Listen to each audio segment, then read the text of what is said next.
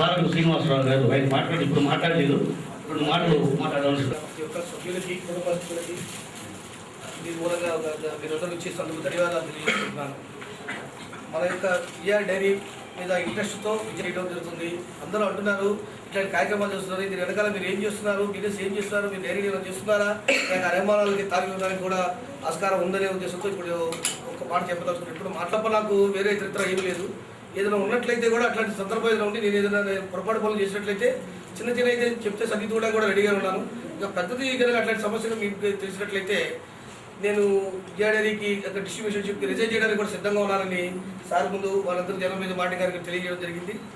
దీంట్లో వేరే దురుద్దేశాలు ఏమీ లేవు. విజయ మీద ఉన్న అభిమానంతో, ప్రేమతో మనం ఇంటింటికి దీన్ని ప్రొడక్ట్ పంపించాలి. పంపించగలిగితే మార్కెట్ మనకి పేరు వస్తుంది, దీని ద్వారా మాకు కూడా గుర్తింపు వస్తుంది, మా సంస్థ కూడా విలువ పెరుగుతుంది అనే ఉద్దేశం తప్ప ఇతర కార్యక్రమాలు ఏమీ లేవని, ఇది ఉన్నట్లయితే నా దృష్టికి తీసుకొచ్చేస్తే మేము మార్చుకుంటామని కూడా మేము తెలియజేస్తున్నాం. దీని వెనకాల మాకు తెలిసినంత వరకు 300 నుంచి 500 మంది ఉపాధి పొందుతున్నారు. మా యొక్క సంస్థలో పనిచేసే ఉద్యోగులందరూ ఈ యొక్క క్షేమాన్ని, వాళ్ళ యొక్క భవిష్యత్తుని దృష్టిలో పెట్టుకొని కూడా మేము ఒక లాభాపేక్ష కాకుండా మేము కూడా no profit no loss piece అయినా సరే మినిమం బ్రేక్ ఈవెన్ వచ్చినా కూడా మాకు సరిపోతుందనే ఉద్దేశంతో మేము బిజినెస్ రన్ చేయడం జరుగుతుంది. ఇది దీర్ఘకాలిక ప్రణాళికగా ఒక 5 సంవత్సరాల పాటు మనం కనుక పబ్లిక్లో కనుక తీసుకెళ్ళగలిగినట్లయితే ఇది వర్కౌట్ అవుతుంది. దీనికి 5 నుంచి 10 కోట్ల వరకు పెట్టుబడి పెట్టాల్సిన అవసరం కూడా ఉంది. అయితే దీనికి రిటర్న్స్ కూడా వెంటనే రావు, ఒక 2 ఇయర్స్ తర్వాత దీనికి రిటర్న్స్ వస్తాయి. అంతా కూడా కొంచెం క్షేత్రస్థాయిలో మనం ఎక్సర్సైజ్ చేసి తీసుకెళ్ళగలిగినట్లయితే మనకు విజయానికి, అట్లానే విజయ ద్వారా మాకు, మా సంస్థలో పనిచేసే ఉద్యోగులందరికీ కూడా మంచి భవిష్యత్తు ఉంటుంది అనే ఉద్దేశంతో ఈ కార్యక్రమాలు చేయడం జరుగుతుంది తప్ప దీని వెనకాల ఇతరత్రకి ఏమీ అపోహలకి తామే ఉండే అవకాశాలు లేదని మాత్రం తెలియజేసుకుంటూ అందరికీ ధన్యవాదాలు తెలియజేస్తూ సెలవు తీసుకుంటాం.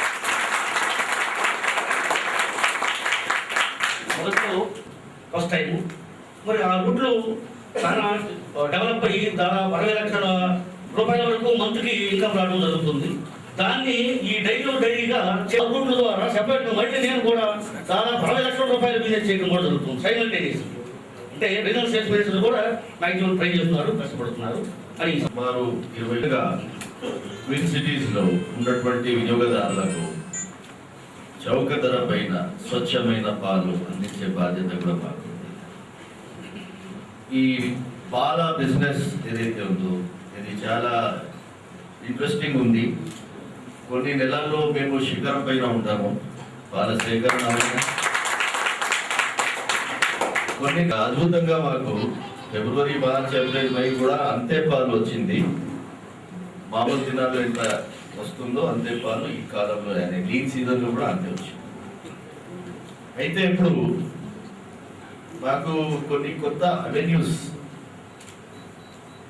చూసుకోవాల్సి వచ్చింది, మార్కెటింగ్ అవెన్యూస్. ఎందుకంటే మన దగ్గర ఈరోజు 5 లక్షల లీటర్ పాలు ఫార్మర్స్ దగ్గర వస్తుంది.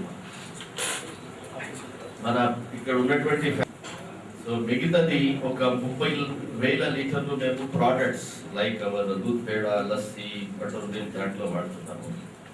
మిగతాది మేము వేరే డైరీకి ప్యాకింగ్ కోసం పంపుతున్నాం.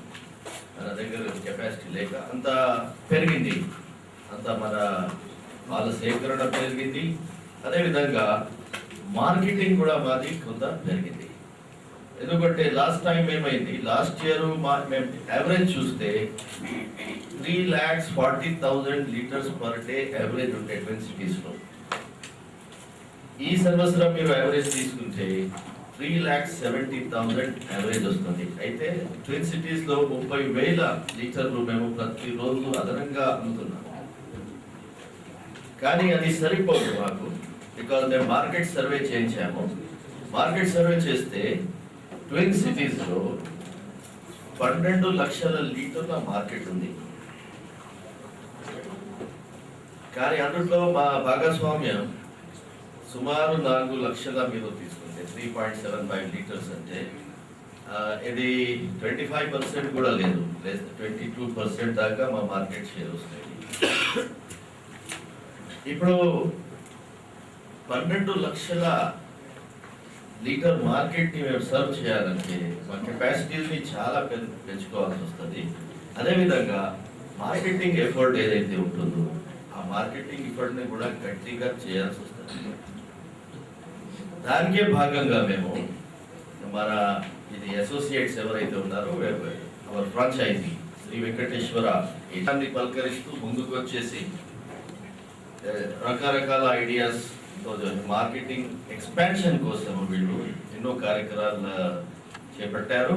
అందుట్లో డయల్ యువర్ డైరీ ఒకటి ఉంది. డయల్ యువర్ డైరీతో పాటు మళ్ళీ పార్లర్ ఆన్ వీల్స్ కూడా ఉంది.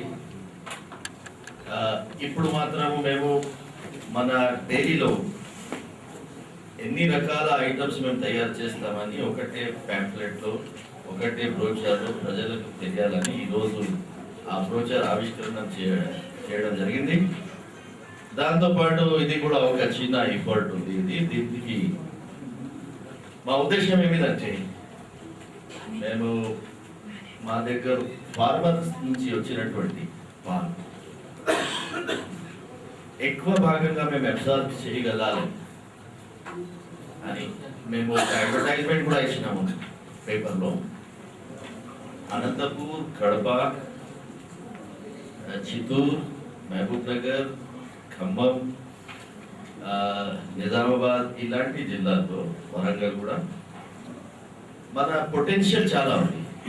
ఈరోజు మహబూబ్ నగర్ నుంచి నాకు 1,10,000 లీటర్స్ వస్తుంది. కానీ మహబూబ్ నగర్ టౌన్స్లో అమ్మడం చేసినటువంటి పాలు క్వాంటిటీ మాత్రము ఓన్లీ 1,200 లీటర్స్ అమ్ముతున్నారు మా deputy director. So Mahabubnagar టౌన్లోనే మేము కనీసం 40,000 లీటర్స్ అమ్మాలి. అనంతపురం టౌన్లో కనీసం 50,000 లీటర్స్ మేము అమ్మాలి. హిందూపురం టౌన్లో మేము కనీసం ఒక 20,000 అమ్మాలి. ఇప్పుడు నిన్న నేను మాట్లాడాను, మన కడప జిల్లాలో రాయచోటి, అక్కడ ఎన్నో ఇండస్ట్రీస్, ఎన్నో యూనివర్సిటీస్, ఎన్నో నాలెడ్జ్ యూనివర్సిటీ ఎన్నో వచ్చినాయి అక్కడ. సో అక్కడ కూడా మేము కనీసం 50,000 లీటర్స్ పర్ డే అమ్ముకోవాలి. ఇప్పుడు ఏం జరుగుతుందంటే కడప నుంచి మన దగ్గర పాలు వచ్చేదాకా 500 కిలోమీటర్ ప్రయాణం జరుగుతుంది. 500 కిలోమీటర్ అంటే చాలా ప్రమాదకరంగా ఉంటుంది. ఆ హీట్ పెరిగితే ఒకసారి పాలు ఇక్కడ దాకా వచ్చేటప్పటికి చెడిపోతుంది. మేమేం ప్రయత్నం చేస్తున్నామంటే అక్కడే ప్యాకింగ్ చేసి కడప పాలు కడపలోనే మేము అబ్జర్వ్ చేసుకోవాలి. అనంతపురం నుంచి మాకు సుమారు 90,000 వస్తుంది కదా, 72,000 లీటర్స్. అంత దూరం 500 కిలోమీటర్స్ నుంచి ప్రయాణం చేసి రావాల్సిన పని ఏముంది. అక్కడ కూడా పాల వినియోగదారులు ఉన్నారు. మా స్వచ్ఛమైన పాలు వాళ్ళకి కూడా మేము అందించాలని ఒక ఉద్దేశం ఉంది. ఈ విధంగా మార్కెట్ ఎక్స్పెన్షన్ మీద మేము దృష్టి పెడుతున్నాము. ఎందుకంటే అనంతపురం ఫార్మర్స్ కి మేము గిట్టుబాటు ధర ఇవ్వాలంటే ఎప్పుడో అనంతపురం అంటే కరూరు జిల్లా, మహబూబ్ నగర్ అంటే కరూరు జిల్లా, ఈ కరూరు, కడప ఈ జిల్లాలంతా కరువుకు పీడితమైనటువంటి జిల్లాలు ఉన్నాయి. సో అక్కడ ఫార్మర్స్ కి మేము ఒక పర్మనెంట్ సొల్యూషన్ ఇవ్వాలి. అలాంటి జిల్లాలో ఉన్నటువంటి ఫార్మర్స్ కి మేము అక్కడ నుంచి మేము ఇక్కడ దాకా ట్రాన్స్పోర్ట్ చేస్తే లారీ పర్ ట్యాంకర్ ఎంత అవుతుంది? 150 పర్ లీటర్. ఇదే 1 రూపీ 50 పైసా పర్ లీటర్ అక్కడే మేము అనుకుంటే ఇది సేవ్ అవుతుంది. అందుట్లో కనీసం మేము ₹1 ఫార్మర్ కి మేము తిరిగి వెనక్కి ఇవ్వచ్చు, రేట్ పెంచవచ్చు. కానీ 1 రూపీ 60 పైసా ఇచ్చేసి ట్రాన్స్పోర్టేషన్ కి ఇక్కడ వచ్చిందాకా కొన్ని సందర్భాల్లో పాలు చెడిపోతే డ్రైనేజ్ లో మేము పారేయాల్సి వచ్చింది. ఆ విధంగా నేను వచ్చినప్పటి నుంచి సుమారు ఎన్ని ట్యాంకర్స్ మీరు పారేశారు బాబు? 16 ట్యాంకర్స్, 1,50,000 లీటర్స్ మేము పారేసాము. బికాస్ ఇది ఎందుకు ఈ ప్రమాదం, ఈ పరిస్థితి ఎందుకు వస్తుందంటే డిస్టెన్స్ వల్ల. అంత దూరం నుంచి మేము ట్రాన్స్పోర్ట్ చేస్తున్నాము. మళ్ళీ ఈసారి వేడి కూడా బాగా ఉండే సమ్మర్లో. అంత వేడిలో అన్ని లక్షల లీటర్ పాలు ఇక్కడ మేము ట్రాన్స్పోర్ట్ చేసి మళ్ళీ అది పాలు చెడిపోతే మాకు సింప్లీ డ్రైన్ అవుట్ చేయాల్సిన తప్ప ఇంకా ఏమీ మార్గం ఉండదు. కాబట్టి మేము మార్కెటింగ్ ఇప్పట్లో ఇంకొక కార్యక్రమం పెడుతున్నాము. రేపు 27కు ఢిల్లీలో మా ప్రాజెక్ట్ అప్రూవల్ ఉంది. కోల్డ్ చైన్ కాన్సన్ట్రేషన్ అనేది మేము కోల్డ్ కాన్సన్ట్రేషన్ ప్లాంట్ అని అనంతపురంలో 1.23 crores కి గవర్నమెంట్ ఆఫ్ ఇండియాకి ప్రపోజల్ ఇచ్చినాము. అందులో ఏముందంటే ఈ పాల్లో ఉన్నటువంటి నీళ్లు సెపరేట్ చేసి రివర్స్ ఆస్మోసిస్ ప్రాసెస్ ద్వారా సగం ట్యాంకర్ కన్నా తక్కువ అయిపోతుంది. 3 times 1/3 తగ్గిపోతుంది. సో 3 ట్యాంకర్ ధరలో మేము 1 ట్యాంకర్ మేము ట్రాన్స్పోర్ట్ చేసి ఇక్కడ వచ్చిన పాలు మళ్ళీ రీప్రాసెస్ చేస్తే విల్ గెట్ సేమ్ మిల్క్, స్వచ్ఛమైన పాలు. సో ఇది హాలాండ్ లో ఉన్న టెక్నాలజీ, ఇది ఆనంద్లో ఫస్ట్ టైం వాళ్ళు వాడుతున్నారు. సో అదే మేము కడప అండ్ అనంతపూర్ కోసము ఒక్కవైపు మేము లోకల్ మార్కెట్ డెవలప్ చేస్తున్నాము, రెండవ వైపు ఏదైతే పాలు ఉత్పత్తి పెరిగినప్పుడు అక్కడ నుంచి ట్రాన్స్పోర్ట్ చేయాల్సి వస్తే మేము ఈ కోల్డ్ కాన్సన్ట్రేషన్ టెక్నాలజీ ద్వారా అక్కడ 3 ట్యాంకర్ విలువలో మేము 1 ట్యాంకర్ ఇక్కడ ట్రాన్స్పోర్ట్ చేస్తాం. అయితే 2 ట్యాంకర్స్ మాకు సేవింగ్ అవుతుంది. 2 ట్యాంకర్స్ ధర, ఒక ట్యాంకర్ లో 15,000 లీటర్స్ ఉంటుందండి. 1.68 పైసా రూపీ 1 రూపీ 68 పైసా పర్ లీటర్ మేము ఇస్తున్నాము ఒక ట్యాంకర్ కి. సో డైలీ, సో దాంట్లో ఎంత సేవింగ్ అవుతుంది గమనించాలండి. ఆ సేవింగ్ వల్ల మా ఫార్మర్స్ కి మేము వెనక్కి లాభాలు కల్పించగలుగుతాం. So this is the idea. అందులో మేము ఈ సంస్థలో నా దగ్గర ఫైల్ వస్తే నేను పెడతానంటే ఈ సంస్థ మూత వేయాల్సి వస్తుంది. ఇక్కడ ప్రతి ఒక్కరిని ప్రొయాక్టివ్ గా ఉండాల్సి వస్తుంది, ఖచ్చితంగా ఉండాలి. ఎందుకంటే మార్కెటింగ్ మీద మేము దృష్టి పెట్టకపోతే మళ్ళీ సంస్థకు చాలా కష్టాలు ఉంటాయి రాబోయే రోజుల్లో. ఎందుకంటే మాకు కాంపిటీషన్, గతంలో విజయ్ డైరీ అంటే మొనాపొలీ లాగా ఉండే, కానీ ఈ రోజుల్లో మొనాపొలీ ఏం లేదు, ఓపెన్ మార్కెట్ ఉంది. మనకు హెరిటేజ్ ఉంది, తిరుమల ఉంది, ఇంకా మస్కతి డైరీ హైదరాబాద్ లో ఉంది, జెర్సీ ఉంది, పెద్ద పెద్ద డైరీస్. మాకన్నా ఎక్కువ పాలు వాళ్ళు ప్రాసెస్ చేసే డైరీస్ కూడా ఉన్నాయి. కాబట్టి వాళ్ళతో కాంపిటీషన్ ఉంది మాకు. మేము సెక్రటేరియట్ లో ఏదైతే సిబ్బందులు పనిచేస్తారు, లేకుంటే గవర్నమెంట్ ఆఫీస్ లో, మున్సిపల్ ఆఫీస్ లో పనిచేసినట్టు ఇక్కడ చేస్తే చాలా ఈజీగా ఈ సంస్థ మునిగిపోతుంది. కాబట్టి ఇక్కడ ప్రతి ఒక్కటి సిబ్బంది మాకు సహకారం కావాలా, ఒక టీం వర్క్ కావాలా, వాళ్ళు కళ్ళు తెరుచుకొని ఇక్కడ పనిచేయాలి. బికాస్ మార్కెట్లో ఏం జరుగుతుంది, ఏ విధంగా మేము మార్కెట్లో పోయి మా సేల్స్ పెంచుకోగలుగుతాం అనే ఆలోచనతో ప్రతి ఒక్కరికి మార్కెట్ పైన దృష్టి ఉండాల్సింది. సో ఇక్కడ ఇది అవసరం ఇంకా ఉంది మాకు. ఎందుకంటే మాన్సూన్ ఫెయిల్ అయితే ఫార్మర్కి వేరే దారి లేదు. మా ఫార్మర్స్, మా రైతులు ఖచ్చితంగా ఇప్పుడు ఎక్కువ భాగంగా వాళ్ళు డైరీ మీద ఆధారపడుతున్నారు. ఎందుకంటే ఇక్కడ ప్రతి 15 days వాళ్లకు చెక్ దొరుకుతుంది, లేక ఎలక్ట్రానిక్ ట్రాన్స్ఫర్ ఇక్కడైతే మన ఎలాంటి జోక్యం లేదు. పరంగా వడ్డీ పైన, యూజురియస్ రేట్ ఆఫ్ ఇంట్రెస్ట్ పైన ఏదో మళ్ళీ లోన్ తీసుకోవాల్సిన పని ఉండదు. Dairy is the one single alternative. మా రైతులకు సహాయం చేసే ఆల్టర్నేటివ్స్ లో డైరీ ఒకటే ఉంది. మాన్సూన్ ఫెయిల్ అయితే డైరీ మీద. సో అదనంగా మేము ఇప్పుడు పశుక్రాంతి పథకంలో కూడా ఈసారి 1 lakh యానిమల్స్ కోసం గవర్నమెంట్ ఇప్పుడు టెండర్స్ ఫైనలైజ్ చేశాము. As the chairman of committee at animal husbandry department లో మేము 1 lakh పశువులు రైతులకు రాబోయే సీజన్ లో సరఫరా చేయడానికి టెండర్ ఫైనలైజ్ చేశాము.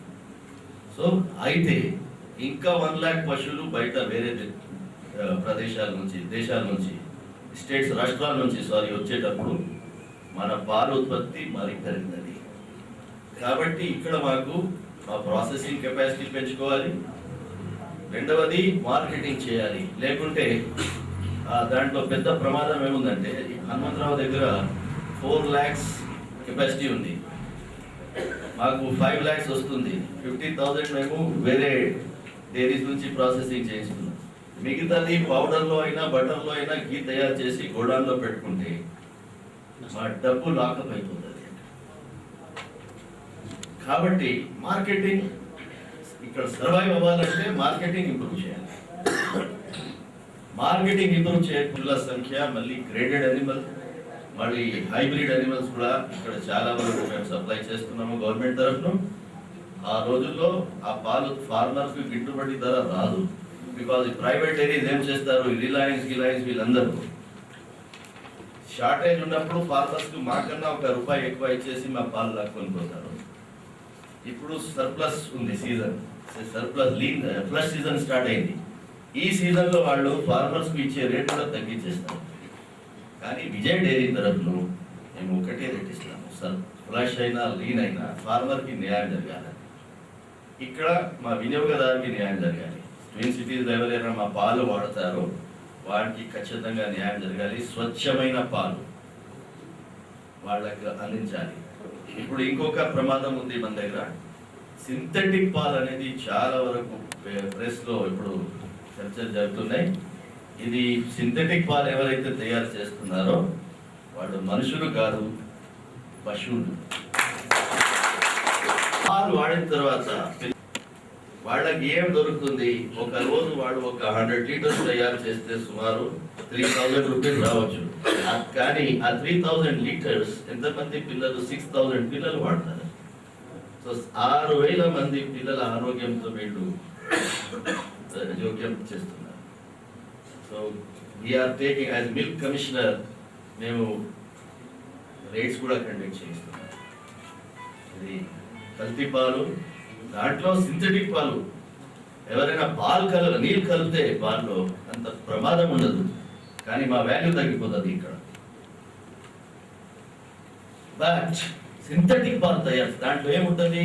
యూరియా, ఆయిల్, మా పామోలిన్ ఆయిల్, షుగర్, ఇంకా ఏమమ్మా చెప్పండి, కాస్టిక్ సోడా, బట్టలు ఉతికే సోడా మీరు కడుపులో పోతే ఏమవుతుంది? కనబడుతుంది. సో మన దేశంలో ఈ దేశ ద్రోహులు ఎవరైతే ఉన్నారో, మా పిల్లల ఆరోగ్యంతో ఎవరైతే జోక్యం చేస్తున్నారో వీళ్ళని గట్టి చర్యలు తీసుకొని ఎట్టి పరిస్థితుల్లో వాళ్ళని మేము వదిలేయము.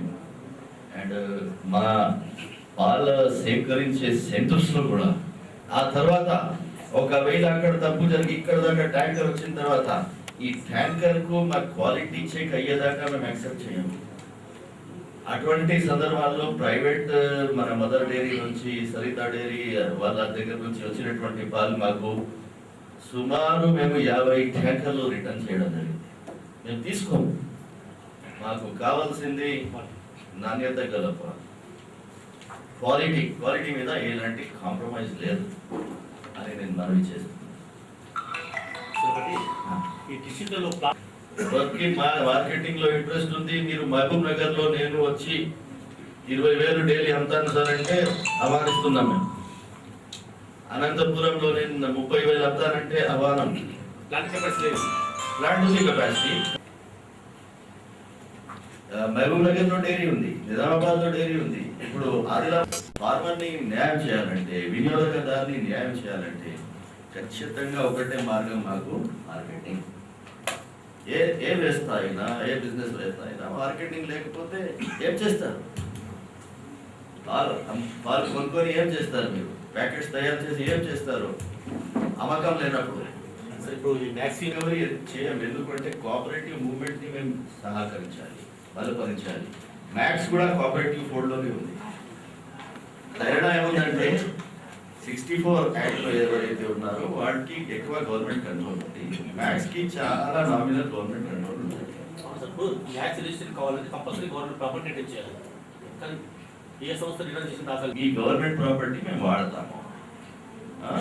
ఏదైనా మేము క్లోజ్ చేస్తే గవర్నమెంట్ కి వెనక్కి ఇచ్చేస్తాం అనేది ఒక అగ్రిమెంట్ చేయాలి. సో 1-2 తప్ప కరీంనగర్ అగ్రిమెంట్ చేసి మళ్ళీ మోసం చేసి వాడు కంపెనీస్ యాక్ట్ కింద కంపెనీస్ యాక్ట్ లో వెళ్ళిపోతున్నారు. వెళ్ళండి, మీకు రైట్ ఉంది. కానీ మా ఆస్తి మాకు వెనక్కి ఇచ్చేసి వెళ్ళండి, ఎక్కడైనా వెళ్ళండి. సో అక్కడ కరీంనగర్ వాళ్ళు వెళ్ళేటప్పుడు we have gone to high court. First time మాకు సక్సెస్ఫుల్ ఆర్డర్ వచ్చింది. High court has given order. ఏదైతే ఏ కంపెనీలో, ఏ ఫార్మేషన్లో సోల్ ట్రేడర్, బిజినెస్ ఆర్గనైజేషన్కి చాలా ఫార్మ్స్ ఉన్నాయి. సోల్ ట్రేడర్, నేను నా సొంత వ్యాపారం లైక్ వెంకటేశ్వర్కు ఏదైతే ఉంది, శ్రీనివాస్ పార్ట్నర్షిప్ ఉంటుంది. సో ప్రతి దానికి ఒక వేరే చట్టం ఉంటుంది. పార్ట్నర్షిప్లో మీరు బిజినెస్ చేస్తే పార్ట్నర్షిప్ యాక్ట్ వస్తుంది. తర్వాత కోఆపరేటివ్ ఫార్మాట్ ఉంది. 3 tier సిస్టమ్, విలేజ్ లెవెల్లో సొసైటీ అవ్వాలా, డిస్ట్రిక్ట్ లెవెల్లో, స్టేట్ లెవెల్లో ఫెడరేషన్, మళ్ళీ మ్యాక్స్ ఉంది, అది కూడా విత్ లెస్ గవర్నమెంట్ కంట్రోల్. కానీ అక్కడ మ్యాక్స్లో ఎక్కువ భాగంగా 30 ఏళ్ళ నుంచి ఒకటే ప్రెసిడెంట్, అది ఎట్లా వీలవుతుంది? డెమోక్రసీ ఉందా లేదా? అక్కడ 20 ఏళ్ళ నుంచి ఒకటే ప్రెసిడెంట్ అయితే కొంత ఇది స్వంత వ్యాపారంగా మార్చుకుంటున్నా స్టేట్ ఆఫ్ ఆంధ్రప్రదేశ్. కానీ మ్యాక్ యూనియన్ పైన నాకు 0 కంట్రోల్ ఉంది.